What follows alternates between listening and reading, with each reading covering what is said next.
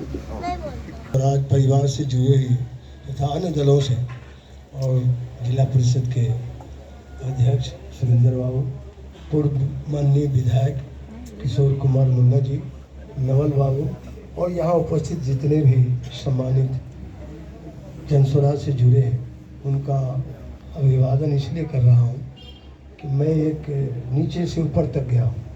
आज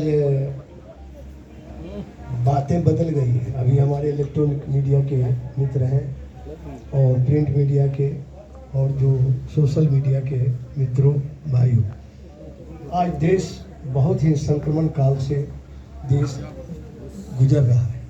मैं इसलिए इस बात को कह रहा हूँ, बिहार में खास कर जो समाजवादी आंदोलन था और जो जेपी आंदोलन हुआ, जिसमें हम लोग कंधा लगाए थे 74 में, जिसके चलते 77 में हम एमएलए हो गए थे पहली बार, और हमने 3 महीने के भीतर महान समाजवादी नेता जननायक कर्पूरी ठाकुर के लिए जगह छोड़ दी थी। इस्तीफा दे दिया था फुलपरास विधानसभा से और कर्पूरी जी को मुख्यमंत्री बनाए रखने के लिए।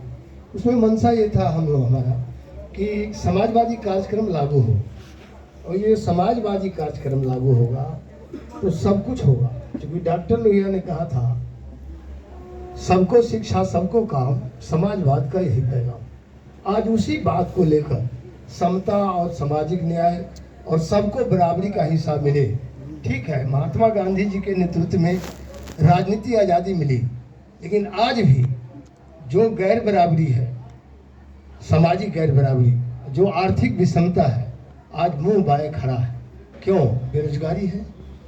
आज शिक्षा व्यवस्था में कोई तब्दीली नहीं हुआ, क्योंकि हम लोग 74 आंदोलन में ही वहाँ गांधी मैदान में जब 5 जून को संपूर्ण क्रांति का उद्घोष हुआ था, लोकनायक जयप्रकाश नारायण जी के जरिए, हम लोग छात्र आंदोलन में थे उस समय, तो उन्होंने साफ कहा था वही कि शिक्षा में आमूलचूल परिवर्तन करना है और नया बिहार बनाना है, भ्रष्टाचार मिटाना है।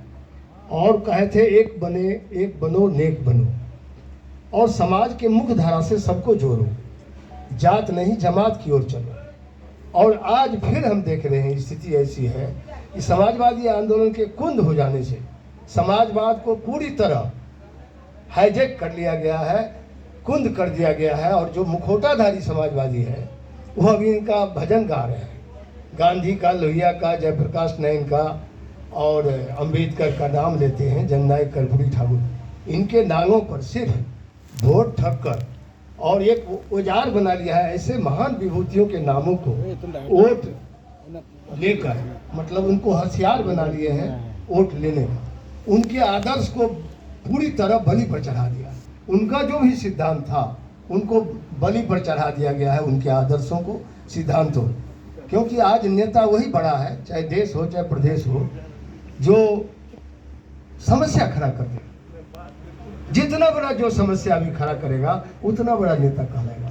ये दुर्भाग्य है, विडंबना है देश का, प्रदेश का। जितनी बड़ी समस्या खड़ा कर देगा, चाहे जातीय गोलबंदी हो, चाहे धार्मिक गोलबंदी हो, चाहे नफरत की बात हो, जितनी बड़ी समस्या खड़ा कर दे।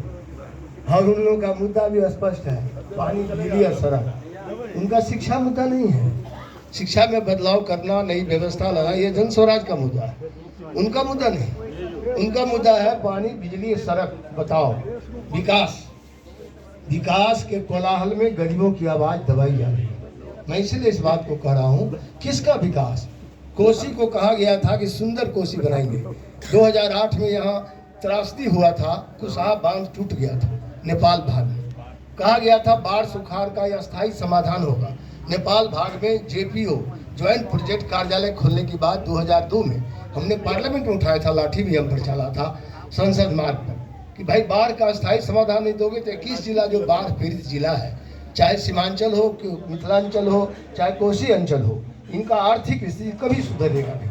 क्योंकि हजारों एकड़ में लगे हुए फसल हर साल 6 महीना बाढ़ और 6 महीना सुखाड़, ये नियति हो गया है। ये नेता लोग डबल इंजन की सरकार क्या कर रहे हैं? अभी तो ऊपर भी सरकार, नीचे भी सरकार। तो डबल इंजन की सरकार को कम से कम बाढ़ का तो अस्थायी समाधान नेपाल से भी वार्ता करके, जो जेपीओ बना था, ज्वाइंट प्रोजेक्ट कार्यालय, कुरेले में, बड़ा क्षेत्र में, नेपाल, यहाँ लाहान में और काठमांडू में मॉनिटरिंग का कार्यालय, खुला था। 37 करोड़ रुपया भारत सरकार ने उसमें दिया, वित्त विभाग के द्वारा दिया गया कि नेपाल का इंजीनियर और भारत का इंजीनियर दोनों मिल के DPR बनाएंगे, डिटेल प्रोजेक्ट रिपोर्ट, और उसके तहत पानी को कंट्रोल भी किया जाएगा और हाई लेवल डैम बनाया जाएगा, मल्टीपर्पस हाई लेवल डैम, उच्च स्तरीय डैम बना करके उसमें 10,000 मेगावाट बिजली पैदा होगा, जो बिजली सस्ता होगा। आज बिजली कितना महंगा है, आप पता करिए बिजली का क्या हाल है। तो ये लोग जो बुनियादी सवाल है उससे जनता को भटका दिया है, जात के घेरे में बांध दिया, धर्म के घेरे में लाया। इनको कुछ लेना देना नहीं है जनता के इशू से, माने बुनियादी मुद्दों से इनको कुछ लेना देना नहीं। और कभी कहेगा हम सड़क, अरे तो बजटरी प्रावधान है, कोई भी सरकार आएगी तो सड़क बनेगा। आप स्वास्थ्य में क्या विभाग किए हैं, कितना डॉक्टर है अभी पूरे बिहार में, आप जोड़ लीजिए कितना डॉक्टर है पर आदमी, क्या कितने स्वास्थ्य की व्यवस्था है, सब लचत हो गया है। और पूरी तरह बिहार आज ऐसे जगह खड़ा है, सबसे ज़्यादा गरीब प्रदेश हमारा बिहार है और सबसे ज़्यादा पिछड़ा है। इसका कारण है जो जेपी आंदोलन और समाजवादी आंदोलन से जो अर्जित ताकतें थी वो गलत लोगों के हाथ में चला गया। इसको कहने में मुझे कोई अथी नहीं है, गुरेज नहीं है, गलत हाथों में नहीं जाता, क्योंकि खुदगर्ज लोग जब सत्ता शासन में आएंगे तो अपने लिए सोचेंगे। परिवार से बाहर कदम से समाजवादी नेता थे, हम उनके साथ भी संजोग मेरा सौभाग्य है, परमेश्वर कुंवर जी के साथ मैं वीरपुर में, सचिदा बाबू कुंवर जी थे, मुखिया थे, अब हैं कि नहीं, मैं आपको यहाँ अनूपलाल बाबू थे, विनायक यादव जी थे और ये परमेश्वर कुंवर जी थे। परमेश्वर कुंवर जी कहते ही थे धनिकलाल जी को, तुम स्पीकर हो गए हो 67 में, 74 है, डरते क्यों हो? कहा नहीं हो सकता है, आपातकाल लगा है, कुछ गलत एलिमेंट आ जाएगा यहाँ, हम लोग को शूट कर देगा। ये टॉर्च कौन दे रहा है? टॉर्च तो मुखिया जी का आदमी दे रहा था, 5 सेल वाला खोज रहा था हम लोग को जो खाना पहुँचना है, उनका आदमी आया था खाना देने के लिए, रोटी अथी में बंद करके। तो वहाँ हम लोग, संजोग सौभाग्य है मेरा, उसमें छात्र आंदोलन से 2 आदमी को बुलाया गया था, हमको और लाल बहादुर सिंह को मधुबनी से, तो हम लोग हाजिर हुए थे वहाँ। इसके बाद गए तो गिरफ्तार हो गए, मीसा में लालू जी भी हुए, बहुत सारे नेता गिरफ्तार हुए। तो वो आंदोलन से जो ताकत मिली थी, चलो जात से जमात की ओर, और या शिक्षा में आमूलचूल परिवर्तन करना है, भ्रष्टाचार मिटाना है, एक बनना है, नेक बनना है, ये आदर्श आज पूरी तरह बलि चढ़ा दिया गया। इसीलिए हमको दर्द है कि आज क्या हुआ, आज नेता वही बड़ा कहलाता है जो समस्या खड़ा कर दे। अभी देख लीजिए केंद्र में क्या कर रहे हैं, आकर्षक नारा दे रहे हैं 14 से, दोबारा हो गया ना, दोबारा राजगद्दी पकड़ा लिया, बुनियादी मुद्दों से भटका के भावना की सौदागरी करके। और यहाँ भी ये लोग यही काम कर रहे हैं, आचरण में फर्क नहीं है। तो वो आकर्षक नारा देते हैं, catchy slogan, false hopes and sentimental dreams, these are the 3 pillars of the central government including state India. यही सब तो है। मैंने आकर्षक नारा देंगे, बहुत अच्छा, अभी नारा दे रहे हैं ना, सौगात का बरसात लग रहा है, लगता है कितना करोड़ रुपए आ गया, हमको बजट से ज़्यादा न वितरित हो गया हो। अभी चुनावी साल में बरसात हो रही है घोषणाओं का, और सौगात का भी बरसात हो रहा है। एक तो पार्टी है, आपको मालूम है, सुरेंद्र बाबू भी रहे, बहुत दिन कंधा लगाए हैं, हम लोग भी वहाँ थे कुछ दिन, हम तो 2008 में पहले नहीं थे यहाँ, लेकिन बहुत कहने के बाद हम जगन्नाथ मिश्रा जी चुनाव लड़ रहे थे झंझारपुर, तो हमको कहा गया आप ही हरा सकते हैं, तो हम लड़ गए, हार गए। जगन्नाथ जी 3 बार मुख्यमंत्री थे, तो हमको लाया गया था, हम थे नहीं यहाँ। तो मैं आपको कह रहा हूँ, इन लोगों का हाल देख लीजिए। अभी प्रशांत जी बोले होंगे, कई बार इन सब चर्चों की चर्चा होती रहती है जन स्वराज में। 2,46,000 करोड़ का बजट है बिहार का, 1.5 लाख करोड़ एक ही योजना में खर्च हो जाएगा, माई बहन सम्मान योजना। बहन क्या है? माई बहन सम्मान, बताइए क्या प्रैक्टिकल है? तो 200 यूनिट बिजली कैसे फ्री होगा? तो उसमें कितना लगेगा? क्योंकि आबादी ज़्यादा है यहाँ, 13-14 करोड़ की आबादी है बिहार में, 200 यूनिट फ्री करोगे तो कितना लगेगा? फिर सामाजिक सुरक्षा कहाँ से आएगा? बजट के बाहर चले गए, लगता है बीजेपी से कोई साठ गांठ है कि क्या है, पता नहीं ना। बजट तो वही देगा ना, अभी तक केंद्र में वही सरकार है, तो इनका इंटरनल लगता है बीजेपी से भी कोई। आज हम आरोप नहीं कर रहे हैं, इसकी सफाई इनको देना चाहिए, बजट आएगा कहाँ से? क्वेश्चन है, क्वेश्चन मार्क ये है। जो मुखौटाधारी समाजवादी जो अपने को कहते हैं, वो उत्तर भारत का सबसे बड़े समाजवादी आंदोलन करने वाले नेता मुलायम सिंह को प्रधानमंत्री से कौन रोका था? क्योंकि I was cabinet minister in that cabinet, उस कैबिनेट में मैं भी कैबिनेट मिनिस्टर था फूड एंड सिविल सप्लाई का, इसलिए मुझे दर्द है। और वो रक्षा मंत्री थे मुलायम सिंह।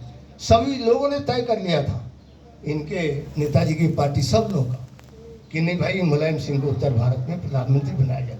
अचानक एक नेता यहाँ से निकलते हैं और कहता है ये कैसे हो सकता है, अपने लिए जगह खाली कैसे होगा जब मुलायम सिंह हो जाएगा। समाजवादी है, समाज के लिए कोई दर्द है, समाजवाद के लिए कोई दर्द है क्या? हम ये खुलेआम सवाल पूछते हैं बिहार में कि ये जवाब दे कि किसने रोका मुलायम सिंह को प्रधानमंत्री नहीं होने दिया, समाजवाद को राष्ट्रीय स्तर पर कमजोर किया, ये किसने किया? आज प्रशांत किशोर जी समाजवादी शिक्षा में परिवर्तन करने की बात करते हैं, बेहतर बिहार बनाने की बात करते हैं, कहते हैं कि हम, क्योंकि राजनीति में अभी जो सत्ता है वो सुख सुविधा सहूलियत और धन प्राप्ति का साधन हो गया है, माध्यम हो गया है। मतलब इनका क्या, प्रशांत जी तो यही कहते हैं कि नहीं, सुख सुविधा सहूलियत और धन का साधन सत्ता नहीं है, सत्ता सेवा का साधन माध्यम है। इसलिए उन पर चारों तरफ से जनता छटपटाहट है कि तीसरा विकल्प बने। नेता में बौखलाहट है, चाहे कोई दल का नेता हो, तीसरा चीज आने ही नहीं देना चाहता है। हम इन्हें बोले थे कल मुन्ना जी को, वहाँ भी बोल दिए। तो हम जर्मनी में गए थे, ये आपको 96-97 जब मिनिस्टर थे, तो होटल जहाँ ठहरता है वहाँ के बेरा को पूछा, बेरा कहा do you like coffee or tea? हमने कहा no coffee no tea. Any third option? कहा no no no third option. Bihar में नो थर्ड ऑप्शन, ओनली चाय और कॉफ़ी। चाय इंडियन बड़ा भाई रहेंगे, चाहे छोटा भाई रहेंगे, तीसरा किसी को नहीं आने दो। ये किसी का भभूति है बिहार क्या? बिहार में जो संघर्ष करेगा जनता का आवाज बनेगा, उनका अधिकार है यहाँ संघर्ष करने का और उसके लिए लड़ने के लिए, शिक्षा का बात उठाने के लिए।